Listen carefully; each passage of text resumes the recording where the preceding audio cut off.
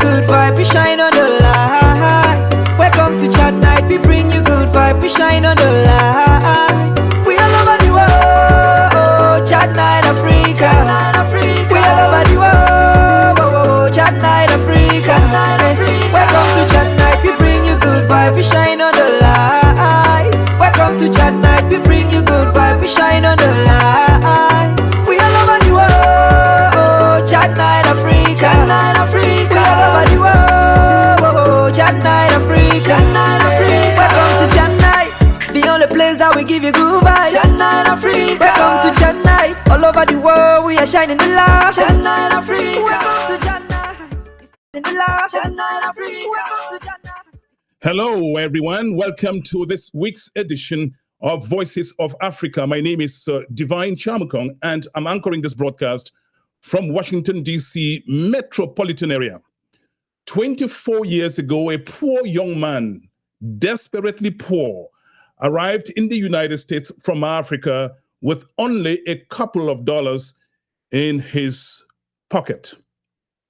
After washing dishes in restaurants in Maryland and doing security jobs, he studied to become a systems engineer. Later, he went to law school and now he owns businesses in the state of Maryland. Today, Mr. Gabriel Njinimbot, author of 5 books, is running for Congress.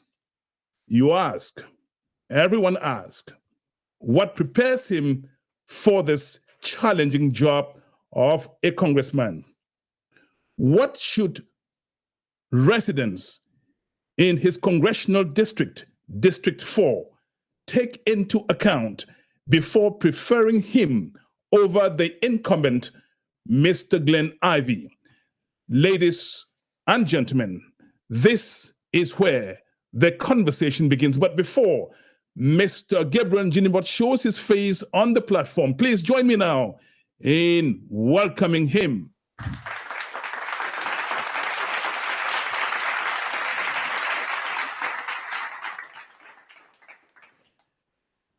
Mr. Gabriel Njinimbot, thank you for coming to sit on what many people describe here at Chat Night as very hot seat.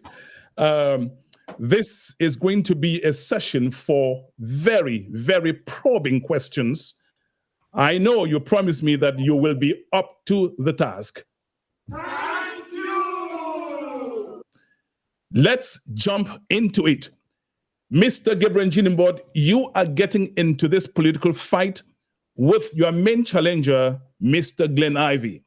You are asking residents of District 4 in Maryland, your congressional district, to vote for you instead of the incumbent, Mr. Glenn Ivey. What prepares you for this job? You are one heck of a daring gentleman, I have to say. Well, first of all, thank you for having me on the show. It's good to be back. Everything prepares me for this race, for this campaign. I've been campaigning for the past 16 months, and I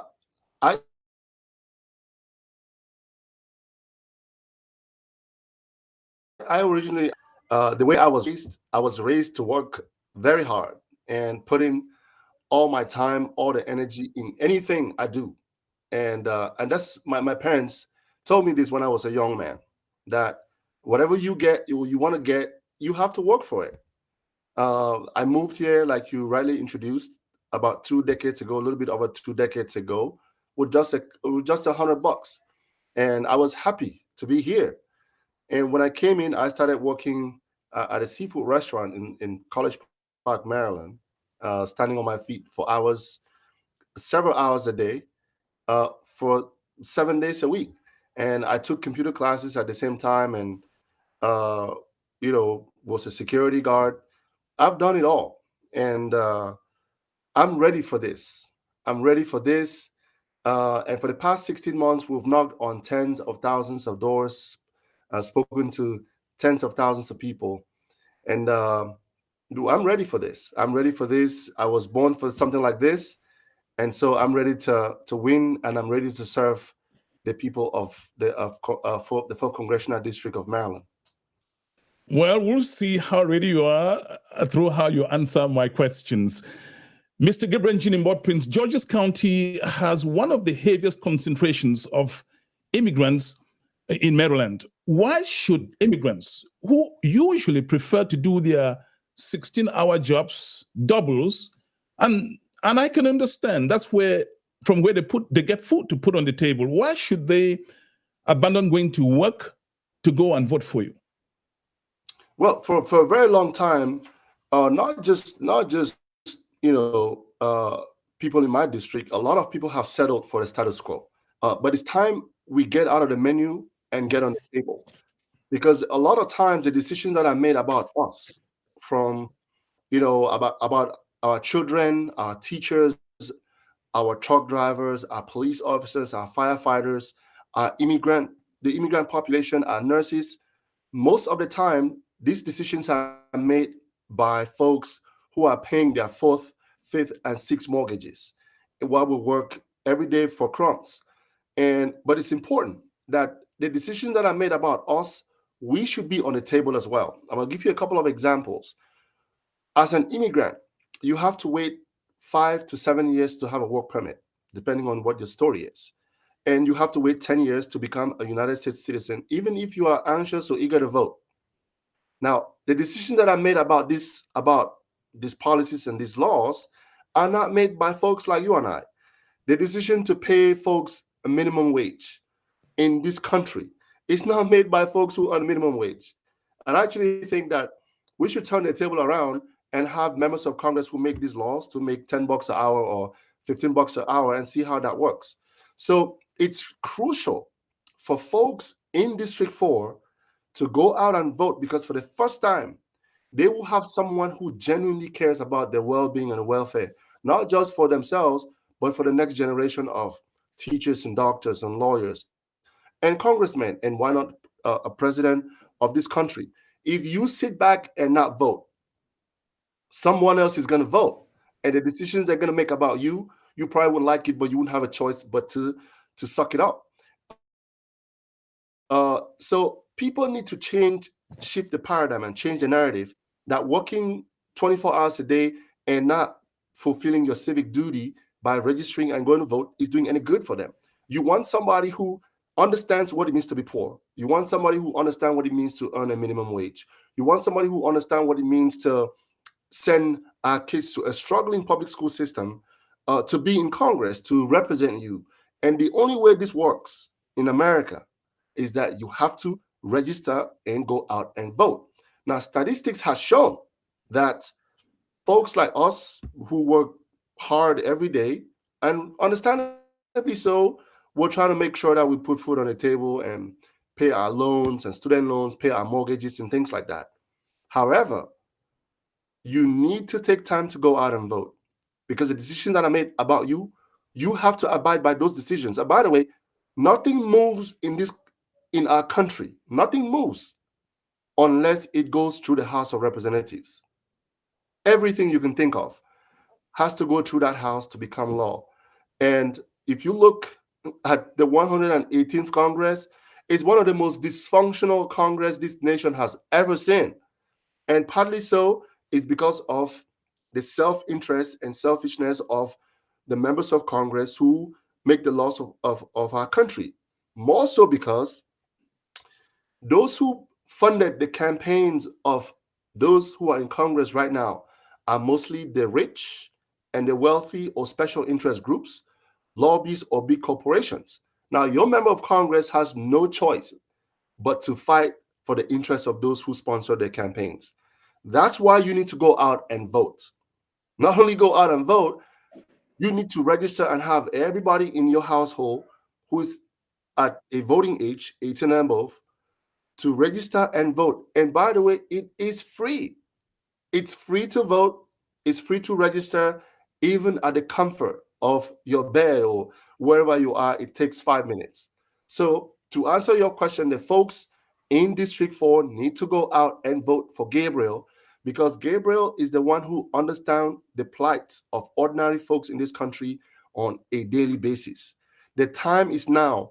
We've come so far with what we have done, and so we just need to close this deal by going out to vote May 2nd through May 9th, and on May 14th, which is the primary date.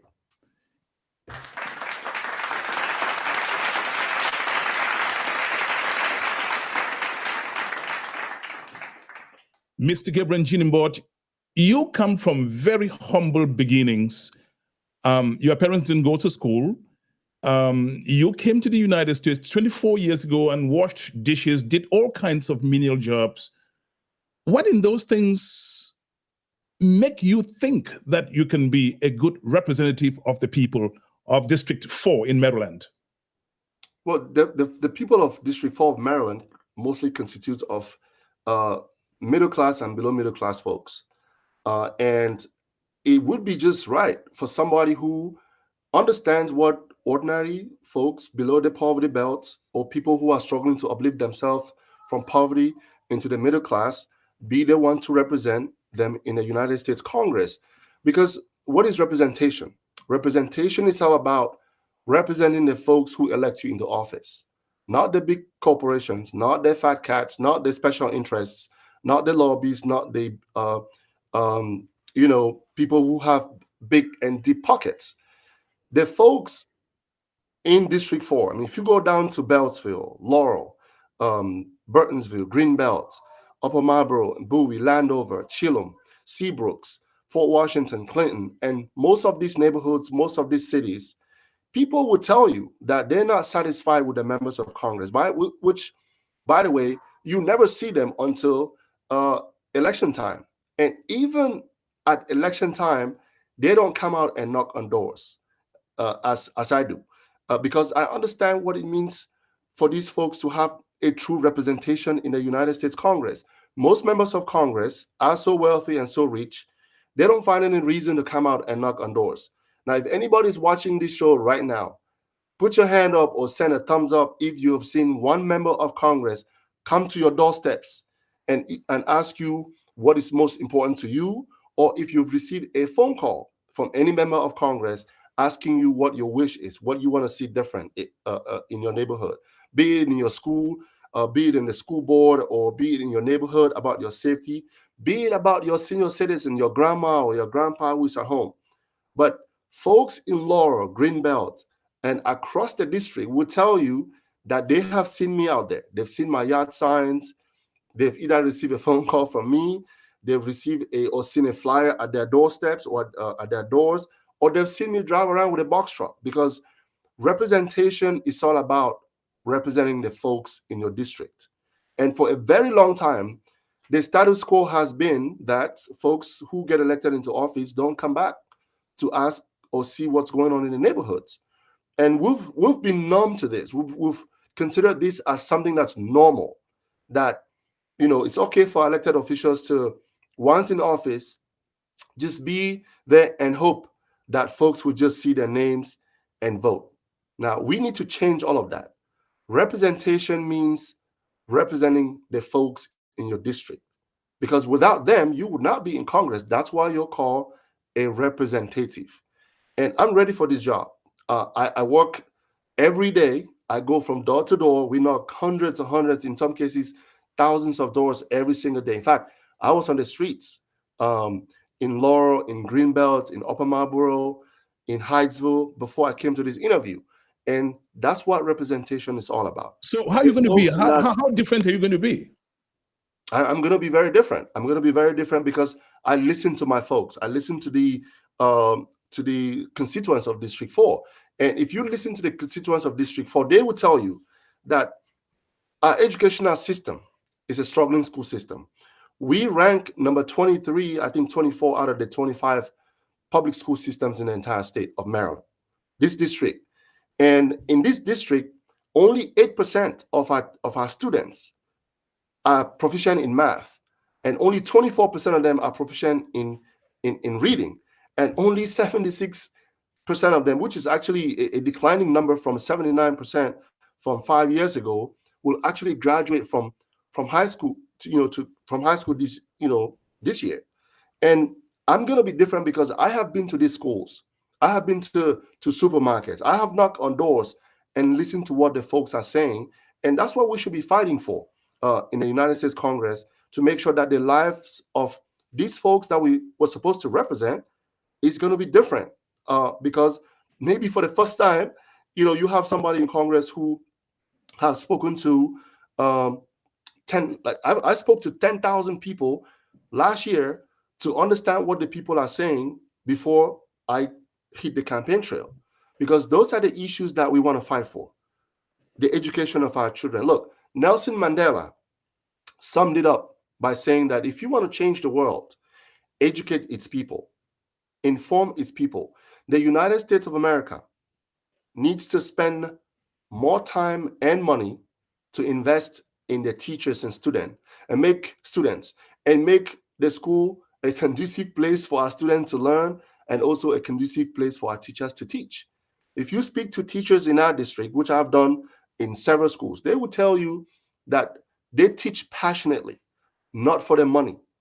However, we should ensure that they are treated with dignity and respect, and also get paid well, to give them an incentive to teach our children, which, by the way, are the future congressmen, the future teachers and doctors and lawyers, of our country. Look, the United States of America also is the most powerful military on earth, right? But if we don't spend time investing in our children in schools and in the educational system of our country, the expectation that we're going to have the most powerful military in the next 40, 50 years will be diminished as well. This country spent $300 million every single day for 20 years in Afghanistan to chase the Taliban away. And 20 years after that, they left Afghanistan, bringing us a debt of $3.2 trillion just from Afghanistan alone. If you add up Iraq and Afghanistan, and yesterday they passed a bill to fund the Ukraine and Israel and other parts of the country with billions of dollars, which, when you add Iraq and Afghanistan alone, by 2035, it's going to be $6.5 trillion that you and I are going to pay as taxpayers. But we cannot spend some money in our school system to build more schools and reduce the overcrowding that exists, especially in our district. We cannot spend more money to ensure that our teachers get paid well. We cannot spend more money to ensure that our senior citizens can have access to and get medication that's affordable. We cannot spend enough money to make sure that our neighborhoods are safe. Look, the district ranks second in the whole state when it comes to crime. We can make all this change. And I'm pretty sure a lot of people who are watching right now are hearing this for the first time, because this candidate took time, did the research, talked to their folks, and see what's needed. And that's how different I am going to be as a member of Congress to serve this university.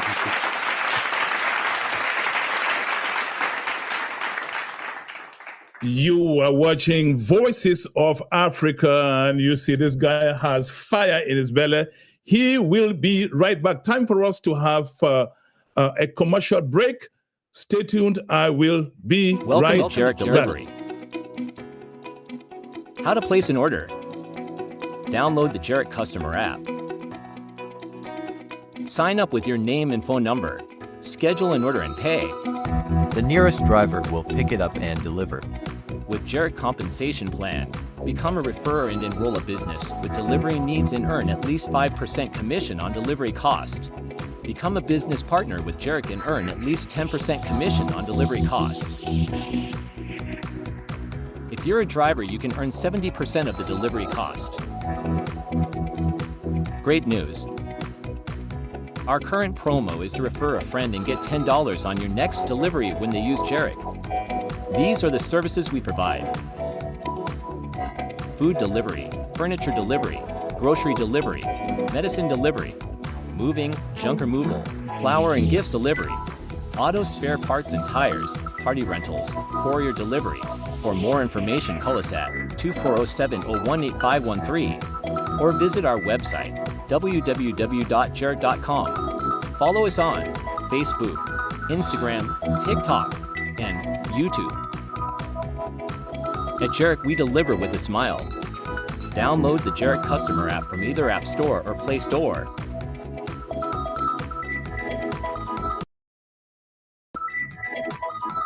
You are watching Voices of Africa on Chat Night Africa. Ladies and gentlemen, join me again in welcoming candidate for Congress,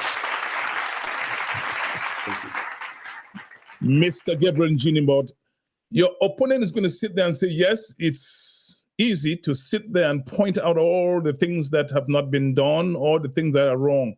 Mm-hmm. What answers have you for all these problems that you have raised? Well, at least I pointed it out in the first place. And there's several ways we can solve these problems. Number one is identifying the issues. And like I've said, I spoke to tens of thousands of people, and they tell me that the number one issue we need to solve is our school system, the issues in our school system.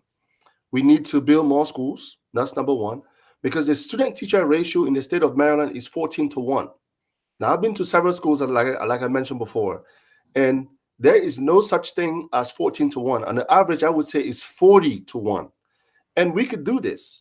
I've been to PTSA meetings. I've heard the complaints and the issues and the challenges that our schools are facing.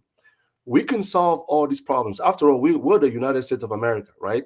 What we need to do is reprioritize the challenges that we have that face our country. We can do this.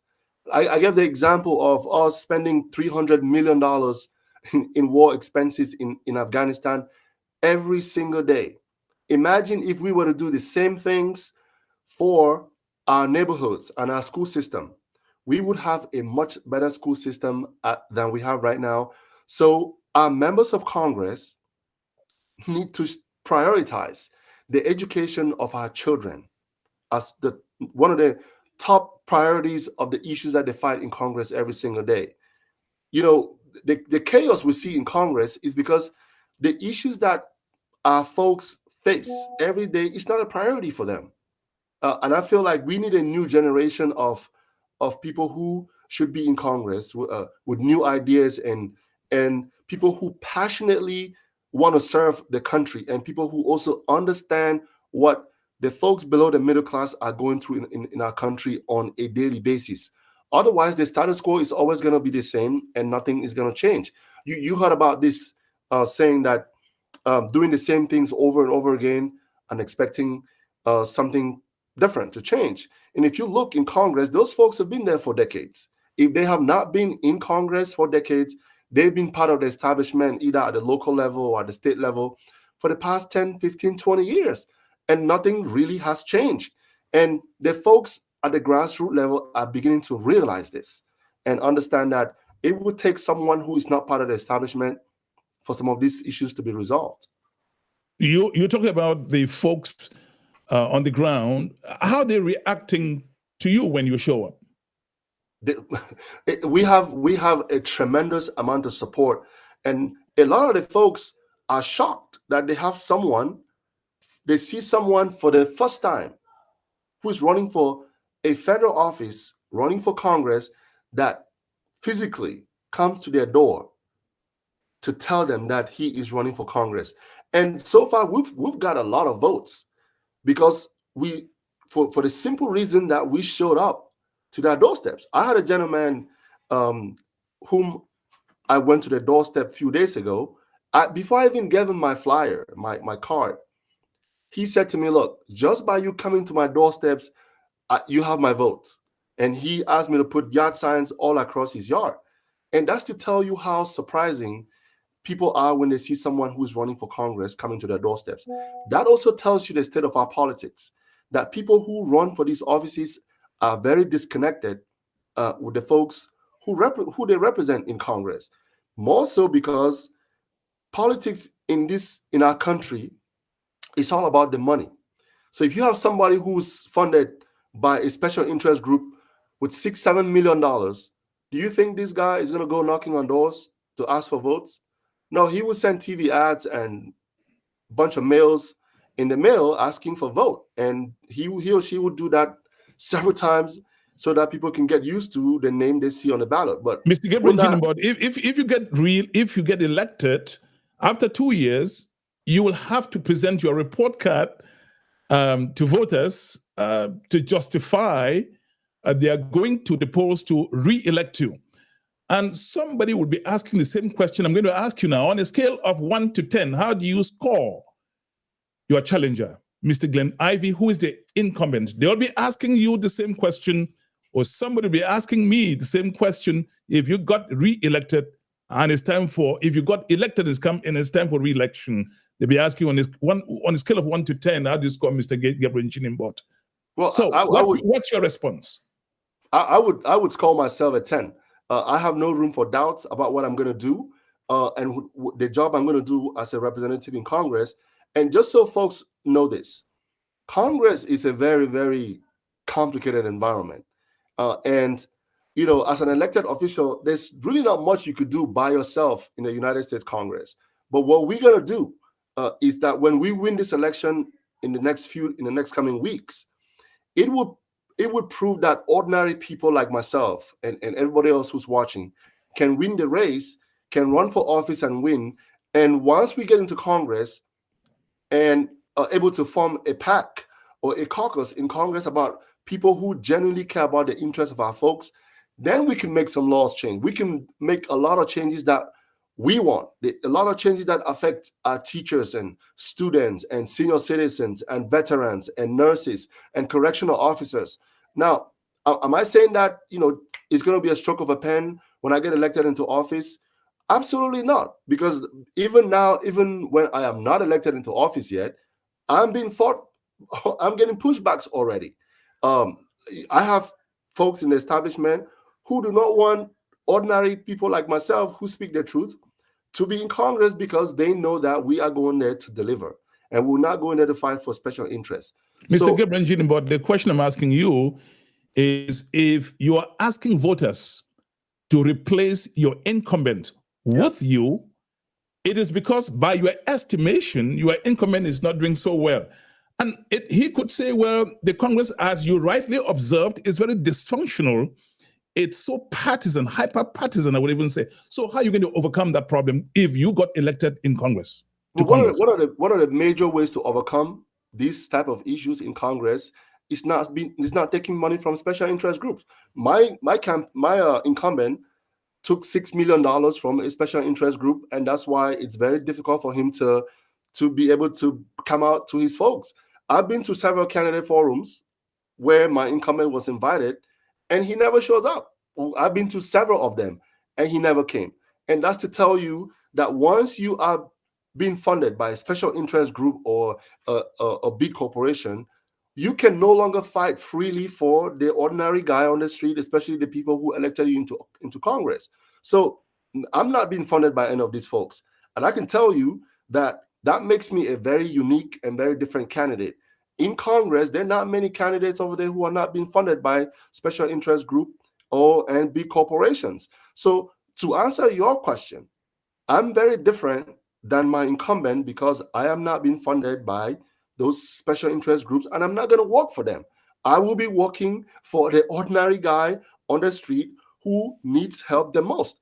And in 2 years, I will come back and be able to show you my report card about the things I have been fighting for, whether I win the votes or not. But at least we will wage a war against minimum wage. We will wage a war against discrimination on women. We will wage a war against the government poking its nose on women's rights and other rights in the country. We will wage war on a host of things that is, you know, it's not working right in this country, including our immigration policies. So look, if you want to be a good representation in Congress, stay away from big money, which is what I'm doing. That's the number one litmus test to show how effective you can be as a congressman to represent your district. Stay away from big money, and that's what I'm doing.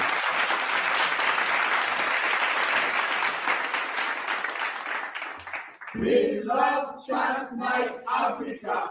Keep watching Chat Night Africa. Mr. Gabriel Njinimbot, candidate for Congress in District 4 in the state of Maryland. Mr. Njinimbot, does it bother you that your main challenger, Mr. Glenn Ivy, your rival, is a household name and you aren't? Absolutely not. Look, uh, I could tell you that the whole country is tired of the status quo, regardless of what household name you have. People in our district, people in our state, people in the country are not looking for household names. They're looking for somebody who can deliver, who can be a true representation of what they should be in the United States Congress. And there's several ways of testing this. One is somebody who shows up at your doorsteps. Two is somebody who listens to you to find out what issues that bother you on a daily basis in our country. Three is to know who and why is somebody sponsoring your campaign. Because another name for corruption is called sponsorship. It's called campaign financing. It's called super PAC donations and contributions, right?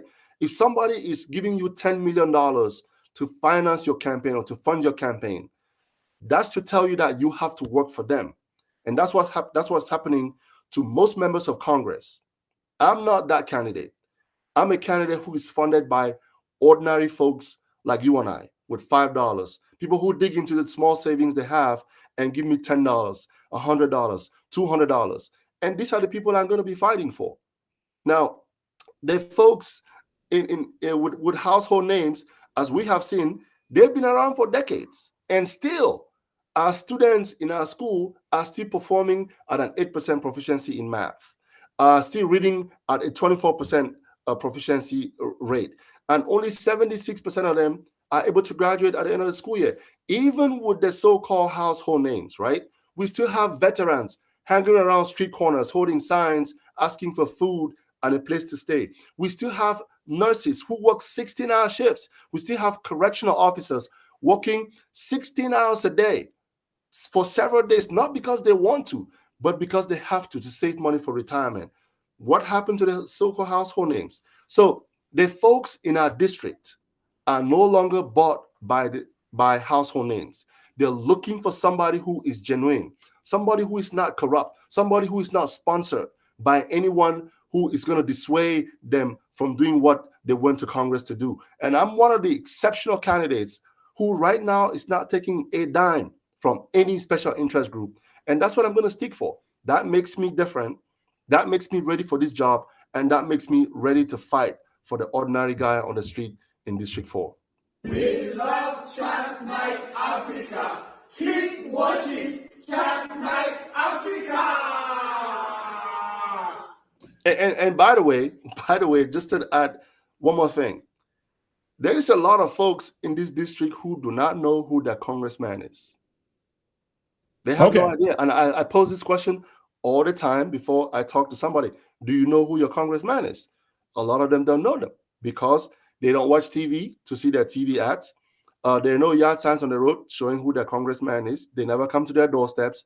So household names no longer work. People want to see someone who will fight for them. And I'm the one. Right now, I am going to open the phone line, and you simply have to dial 240-603-7367. 240-603-7367. You are watching Voices of Africa on Chat Night Africa. My name is Divine Chamukong, and I'm anchoring this broadcast from the Washington, D.C. metropolitan area. We have 3 programs on this platform. We have Healthline, we have Voices of Africa, and we also have Family Matters. Today, you are watching the vibrant, the firecracker, Mr. Gabriel Njinimbod. Thank you. Mr. Njinimbod, you came very poor, destitute, from Africa. You are of Cameroonian descent. You came here with a couple of dollars in your pocket. You went to law school after being a systems engineer, after washing dishes, doing all kinds of menial jobs across the state of Maryland.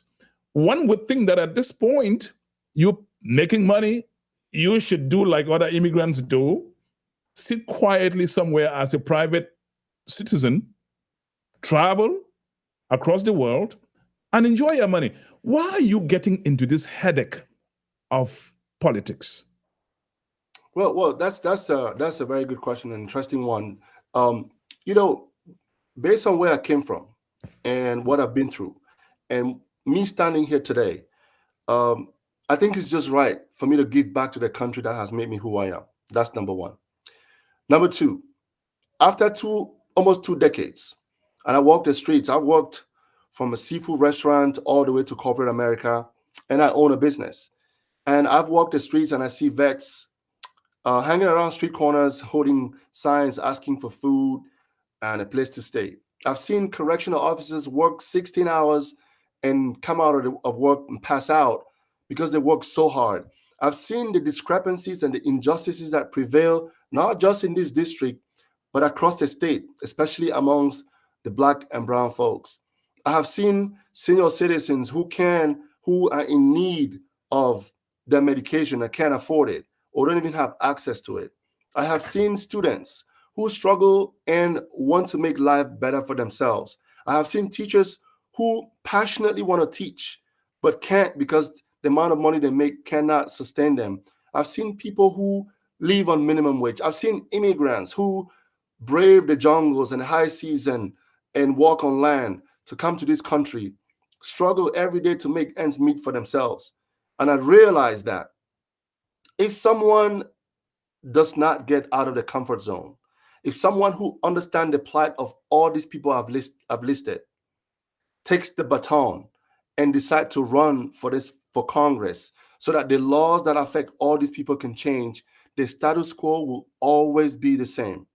So if everybody just sit and enjoy their money, take a vacation, then we're not doing any good to our own children, because when they grow, they're gonna wander into the same circumstances that most people in this district see today.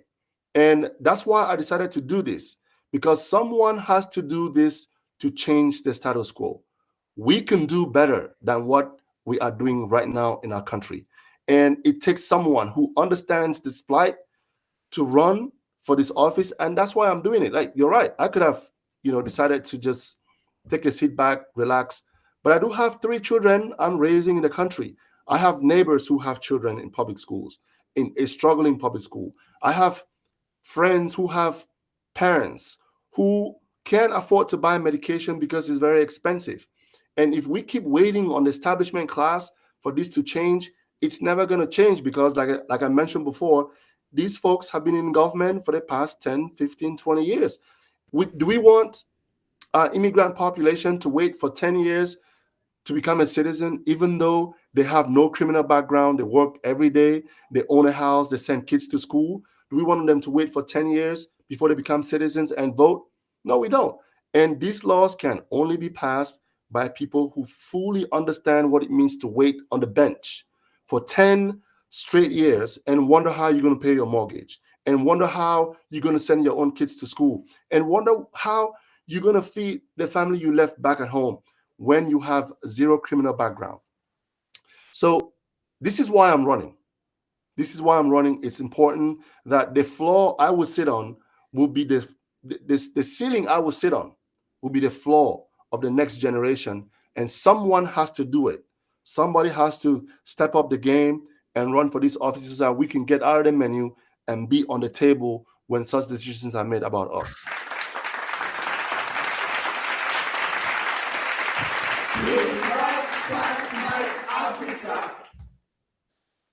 Now you love Chat Night Africa. Keep watching. Mr.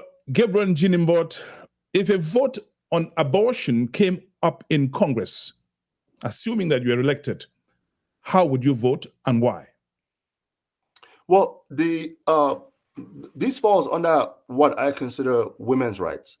I support women's rights, and I believe that the government should stay away from decisions that women choose to make for themselves. I certainly would not be one of those advocates or members of Congress like in Colorado, where abortion is completely banned regardless of how you got it. The one thing that folks need to also understand is that when we make these laws in Congress and we go home, and the woman or the lady who is carrying this pregnancy, however she got it, has to deal with it for 9 months and has to deal with it for another 10, 15, 20, 25 years. Whereas the members of Congress who decided to make abortion, or to ban abortion completely, is paying his fourth, fifth, sixth mortgage and is enjoying a sunbath somewhere in Cancun, Mexico, or in some beach in some other part of the world. So I strongly believe that women should be allowed to make decisions that they see fit for themselves, not just in abortion, but in other issues that the government pokes its nose into. I strongly believe that unless women find themselves in a situation where they could lose their lives in the process of not wanting to keep a baby, then we should come up with laws, and we could actually come up with laws that would prevent women or children from dying, and at the same time allow somebody who don't want to keep a child because she doesn't know who raped her or how she got the pregnancy. So we should actually give the women the leeway to decide what they want to do with the pregnancy. I get your logic. But abortion, you agree with me, Mr. Njinibot, is a very divisive issue in the United States. Those who are pro-life apparently don't persuade you, from what I get. So why is their argument wrong and yours right? Well, that's my belief. I'm not trying to change their belief, but I believe that women's rights should be upheld. Whatever a female, especially I'll give you a case in Colorado where they ban abortion regardless of how you got it, either by rape or however you got it. They don't care. You have to keep it no matter how traumatic the experience is for you. I would be a candidate who would vote for pro-choice. It is your choice. If you choose to keep it, if somebody raped you, you feel like, okay, I have to keep that. That's your choice. But I wouldn't be the one to tell you what to do or what not to do. I have a question from Dr. Florence Njoyi. She says, and she's reacting to the fact that you say you're not taking money, campaign money from big donors, big corporations, so as to appropriately represent the common man, the men and women, the nurses, the doctors, the firefighters, the people in the street, the immigrant population. Her question is, if you're not taking this money, then how are you funding your campaign? Using your own money? Okay, that's actually a very good question. Look, campaign financing or running for a federal race in this country is very, very expensive. It's actually said that an average congressional race costs $1.5 million, depending on what state you're in and who you're running against. Now, one of the reasons why I'm running is because I want to represent the ordinary man or woman or child or veteran in District 4. And statistics has shown that once you collect this money from any of these lobbies or special interests groups, you can't represent your folks the way you wanted to run or based on the campaign you were running. So I'm not going to do that because I really, truly, genuinely want to represent the folks in this district and see something different. Now, am I using my own money? No, I'm not, because my pocket is not that deep. But my campaign is funded by grassroots donations. Folks will go to GabrielForCongress.com and click on donate and send me small donations. And I think that in the past 16 months, we've received almost 400 small donations, which has kept us going to today and will keep us going to May 14th. Now, people realize the importance of voting and the fact that there's someone who is running for the first time and will truly represent them. And they actually do send us donations, which I'm very, very grateful for. And again, we're asking for more donations because, campaign money is never small. But yeah, I'm not using my own money. My pocket is not that deep. And on the other side, I am not taking any of those special interest group contributions or super PAC or PAC money. And my campaign is strictly funded by small donations from the grassroots folks. Before we take another commercial break, there's something going on in Gaza, all of us know, and it's the talk of the time. Americans are very opinionated, I have to say, about the war there in Gaza between the Israelis and Palestinian Hamas fighters. Now, given the devastation and the casualties on the Palestinian side, should the United States continue to support Israel militarily? Well, I think that the United States government should not support any action or inactions that will result in the killing of babies and children and women and innocent civilians. Now, as you might imagine, as you might know, the Middle East in general is a very, very complicated region, and Israel and Palestine's history goes back into the 20s. And on October 7th, we all know what happened. And any country, anybody will try to defend itself or react in a certain way based on what happened on that October day, on the 7th. Now, for the past 6 months, 34,000 people have died, more than half of them children, and 75,000+ of them are wounded, and millions of them have been displaced. Now, what I think is that the killings have been exaggerated, because there is no way we would throw 2,500-pound bombs in a house and not expect that there will be tons of casualties. And unfortunately, the United States government provides this ammunition to kill a lot of innocent civilians, and they continue to do so. They vetoed the ceasefire in the United Nations several times. And a few days ago, the United States again vetoed Palestine's to be as a member of the Security Council, which I find that disturbing.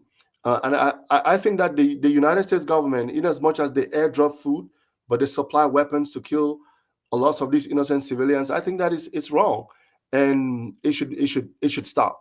And I know that they've called for a ceasefire, but the ceasefire is coming when we have 34,000 people dead. Now, does it mean I'm supporting terrorism in any form or shape anywhere in the world? No, but I don't think that we should support any country or any cause that kills tens of thousands of babies and children. I mean, I saw in one of the hospitals in Khan Yunis, and a lot of the hospitals across Palestine, you have babies in the ICU who were abandoned for months, rotten, and just unimaginable images that's coming out of Gaza. And I'm an anti-war candidate. I don't think war is the only way to resolve this conflict. And I'm not saying Israel should have just folded its arms and not do anything. They proved their point. But I think that killing every single day, even though the United Nations passed the ceasefire resolution, they continue to bomb and starve and maim these people in Palestine every single day. And I think it's time to stop it.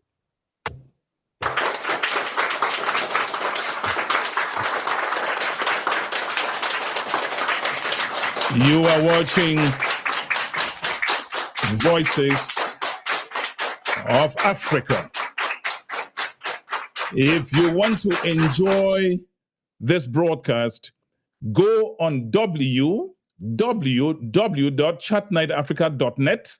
That's on the internet, where we have a lot of people. I've just been told by my website my broadcast website manager, that there are lots of people watching there. You can also watch on YouTube in high definition or high resolution if you really, really want to enjoy the quality, the technical quality of our broadcast. Switch to YouTube.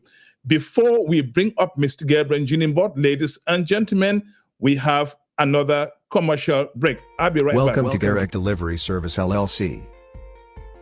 Have you been looking for a reliable and affordable moving company? Garrett Delivery Service moves your belongings using extra safety measures. We offer customized solutions to fit all of your delivery requirements, saving you time and money. We are dedicated to providing you with safe and prompt delivery services by partnering with a network of local drivers. Feel free to call us if you need assistance with booking your delivery.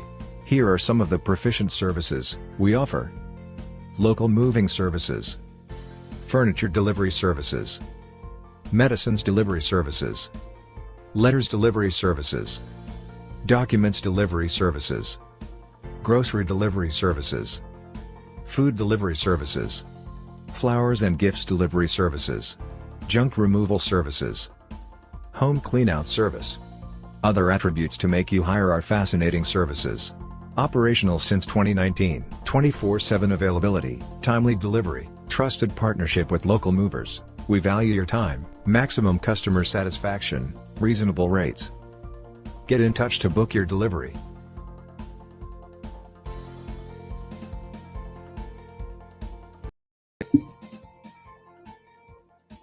Thank you, Garrick. Ladies and gentlemen, you are watching this powerful speaker, candidate for Congress, Mr. Gabriel Njinimbot, running for District 4 in the state of Maryland.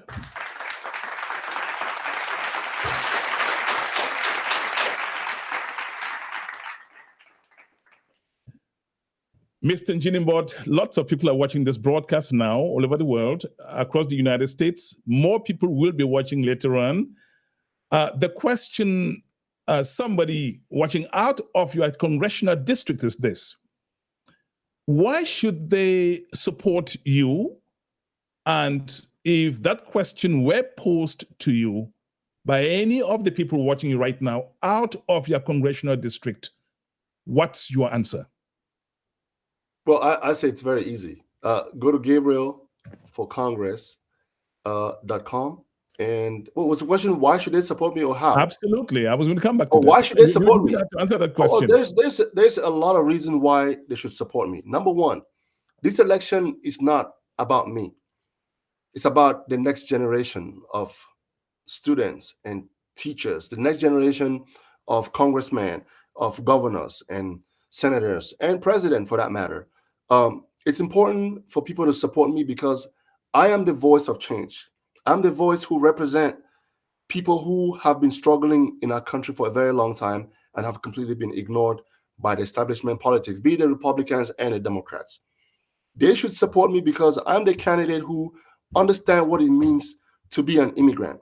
I'm a candidate who understands what it means to travel tens of thousands of miles into this country, start from scratch with $100 by working in a seafood restaurant and becoming a security guard and taking computer classes, and with the help of student loans, going to a law school and obtaining a law degree and opening a small business and raising a family. I'm the candidate they should support because I know what it means to struggle as an ordinary below the poverty belt and trying to uplift myself into the middle class. I'm the candidate who they should support because I've been to all street corners in my district, from Laurel all the way to Fort Washington, and speak to ordinary people on the streets, at the gym, on the road, those who are walking their dogs, those who take, I've been to shopping centers, I've been to schools, I've talked to teachers, I've talked to students, I've talked to police officers, I've spoken to firefighters. In fact, I made a call one afternoon and spoke to this family whose dad, or this lady whose dad was the first Black firefighter in Prince George's County, who happened to have passed away, and the county's fire department didn't do anything about his passing away. I drove to Chillum, the fire station where this veteran firefighter started working as an inspector, and I spoke to the department, and they did something to recognize this man who passed away. That's the kind of representation we need. I have been to almost all the schools in my city where I live, in Laurel. I've been to Scotchtown Hills. I've been to Eisenhower Middle School. I've been to Laurel High School and speak to the teachers, the government teachers. I've been to everywhere across the district. I've knocked on more than 10,000 doors in the past few months. That's the kind of candidate you should support. The one who understands what people are looking for. The one who talks to constituents and understand what issues they want to see different in their district. That's why they should support me. Because when I get into Congress, I would be a true representation. Now, is that going to be easy? No. But I'm the kind of candidate who I would try. I will fight the right fight, a fight that people are concerned about, the issues that people want to see different, the issues that people are tired of, ranging from our schools, our safety, our environment, the right of women, and our senior citizens, even the folks who, who drive, who pick up our trash on the streets. These are the people that I will be representing. And these are the people for the past 16 months that I have spent time to talk to them every single day, from Laurel to Bellsfield to Burtonsville to College Park to University Park to Lanham to Greenbelt, Upper Marlboro, Lanham, Seabrook, Fort Washington, Clinton. I have spoken to all these people and I keep talking to them every single day, and I hear their concerns. I hear their problems. I hear their plights. And that's what a congressman or someone who is running to represent its own people should do, and not sit behind TV ads and talk to the folks, because you cannot speak to a TV ad. If you talk to anybody in Laurel, they will tell you they've either seen my sign or that box truck that I drive around every single day. That's why they should support me.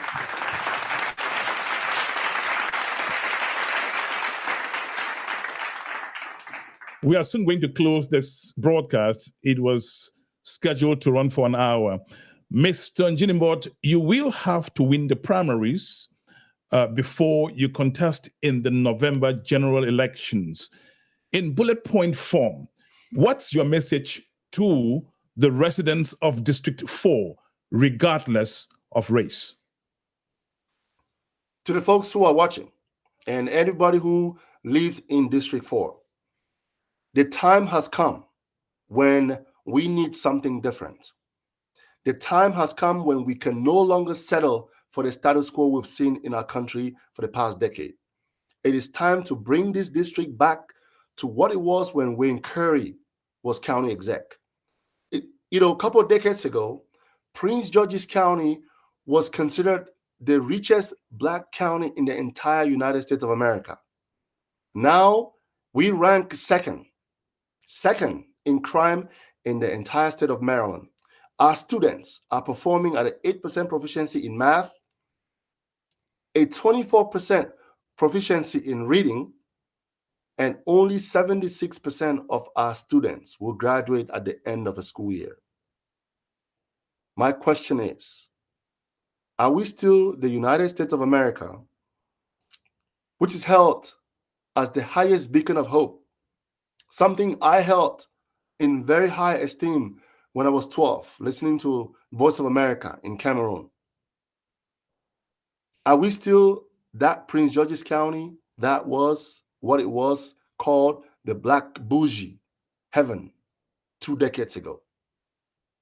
It is time to make this district great again. It's time to make this district one of the richest districts in the entire country. Charles County has taken the lead. Our neighboring county is now the most affluent, rich county in the state of Maryland.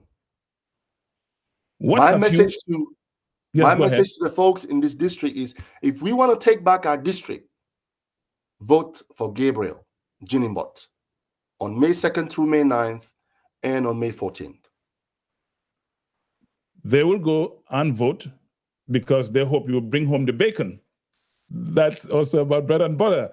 My final question to you, Mr. Njinimbot, is what have you identified as priority problems which, if you went to Congress, that will get your attention first as a matter of extreme urgency? Well, the good news here is that the issues I've identified as top priorities, those coincidentally are the issues of 90-something% of the people in my district. Number one is education. We need to invest in the educational system of our country and give the best education to our children. Because if not, we will face competitions from very strong children from China, India. Look, the chip you and I are using on this computer right now and the phones we use every day is built by 15-year-olds in China. It is time to invest and give our students in this country a world-class education. That's number one. Number two, the folks in this district, while the members of Congress live in affluent, wealthy, well-gated communities, our district ranks second in crime in the entire state of Maryland. If you talk to our folks in the district, College Park, Maryland, Capitol Heights, District Heights, they will tell you they don't feel safe walking in their neighborhoods either before dawn or after dawn. Number three, we need to protect and preserve the rights of our women. Number four, our senior citizens need to be treated with respect and dignity. And also, we have to make sure that they should have access to affordable healthcare and their medication when they want it, when they need it. And we should treat our veterans, our first responders, with respect and dignity, not some days, but every single day. And lastly, we need to make our schools an environment which is conducive for our students to learn and our teachers to teach. Those are the things I want to fight for from day one I step foot into Congress.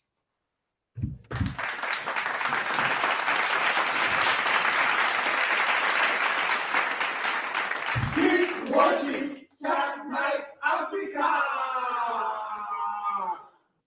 What's your last word? Go out and vote, because for the first time, you have somebody who is going to represent you in the United States Congress. And that person is Gabriel Njinimbot.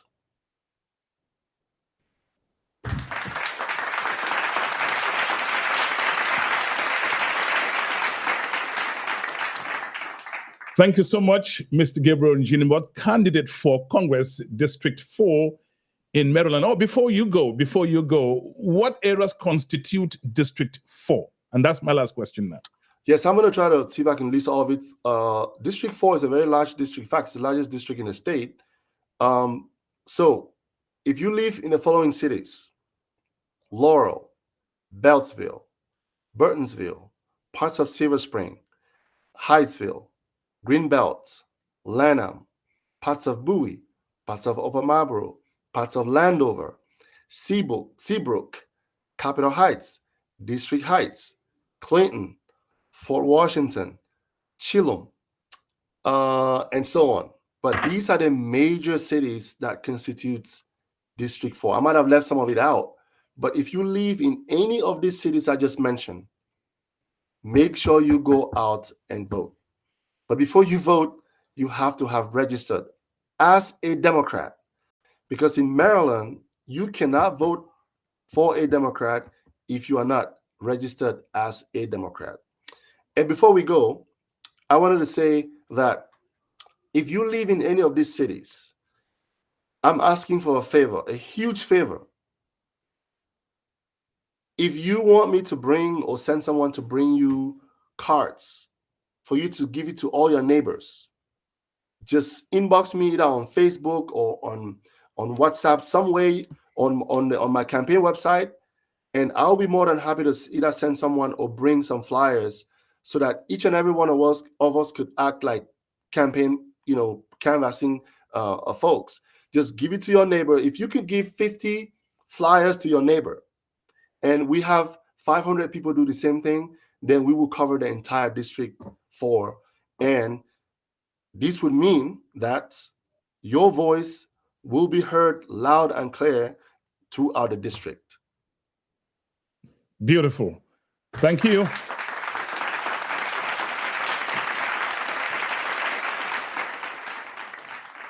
I want to thank Mr. Gabriel Njinimbot for accepting to take a very aggressive questioning from Chat Night Africa platform. That's our style here. We truly appreciate all of you watching.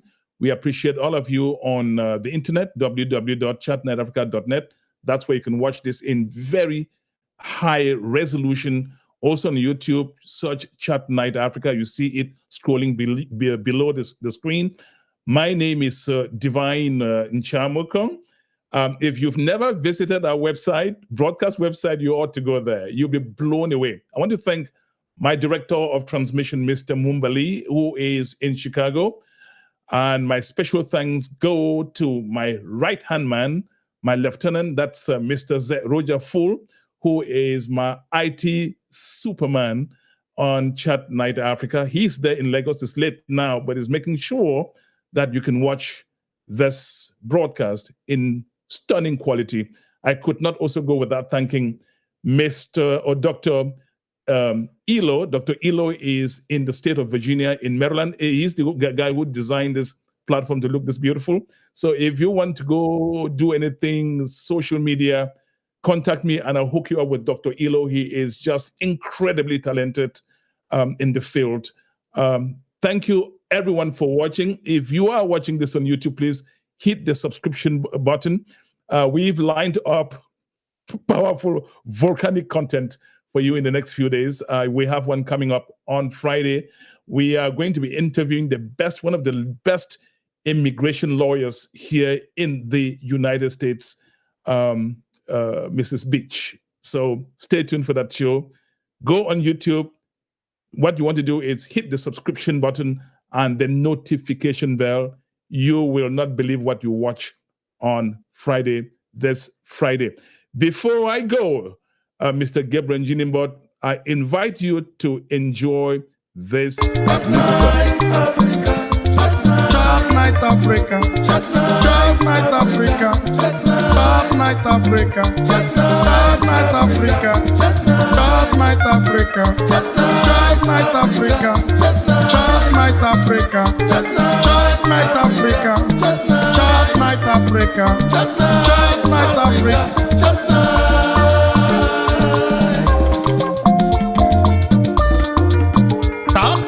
Africa. And thank you for partnering with our global platform called Chat Night Africa. My name is Divine Chamukong. I will meet you. Je vous aime. Il faut que je parte. I love you. But all good things have an end. Thank you so much for watching. Share this broadcast. Talk to somebody about what you watched today. And it's on that note, I say merci à tout le monde. Bye-bye for now. I see you again. I'm coming back. I'm coming back. I'm coming. Coming to get down. I'm coming. I'm coming. Coming to dance. To dance. We're gonna dance. We're gonna dance. We're gonna get down. We're gonna get down. We're gonna party. Party hardy. We're gonna boogie, boogie woogie. And when we jam, it's out of sight. This song right here, it's dynamite. I'm ready, I'm coming back.